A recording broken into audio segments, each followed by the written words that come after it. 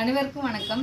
இன்னைக்கு நம்ம என்ன வீடியோ பார்க்க போறோம்னு பார்த்தீங்கன்னா, நம்ம புடவையோட தேவையை பற்றி தான். நம்ம லைஃப்ல இந்த புடவை வந்து நம்மளுக்கு எப்படி எப்படிலாம் யூஸ் ஆகுது அப்படிங்கிறத தெரிஞ்சுக்கிறத பற்றி தான் இந்த வீடியோ. நம்ம குழந்தையா பிறந்து நம்ம கையில் ஃபஸ்ட்டு வாங்குறது ஒரு பட்டு புடவையில தான். அப்புறம் பார்த்திங்கன்னா குழந்தைய வந்து நம்ம தொட்டிலில் போடுறோம் அப்படின்னா நம்ம அம்மாவோட கல்யாண புடவையில தான் போடுவாங்க. அப்போ அதுக்கும் நம்ம புடவை தான் யூஸ் பண்ணுறோம். நெக்ஸ்ட்டு இந்த குழந்தை பெரிய பொண்ணு ஆனாலும் கல்யாணத்துக்கும் நம்ம வந்து கூரை புடவை, பட்டு புடவை அப்படின்னு விதவிதமாக ஒரு புடவையை வச்சு தான் நம்ம வந்து ஒரு நல்ல விஷயத்தையும் ஆரம்பிக்கிறோம். இன்னொன்று பார்த்திங்கன்னா வளைகாப்பு, மருந்து கொடுக்கறது அப்படின்னு பார்த்திங்கன்னா அதுக்கும் புடவை வச்சு தான் பண்ணுறோம். 60ஆம் கல்யாணம், 70ஆம் கல்யாணம் இது பண்ண நல்ல விஷயத்துக்கு எல்லாமே நம்ம ஒரு புடவையை தான் வச்சு நம்ம நல்ல விதமாக ஆரம்பிக்கிறோம். இன்னொன்று பார்த்தீங்கன்னா நம்ம இறக்க போகிறோம் கடைசி காலத்தில் கோணி புடவைன்னு கோணி துணின்னு போடுற ஒரு புடவையை தான் நம்ம வந்து பிறந்த வீட்டிலேருந்து போடுறோம். அதுக்கு நம்ம யூஸ் பண்ணுறது ஒரு புடவை தான். இது மாதிரி புடவையோட தேவை வந்து நம்ம லைஃப்பில் நிறையவே இருக்குது.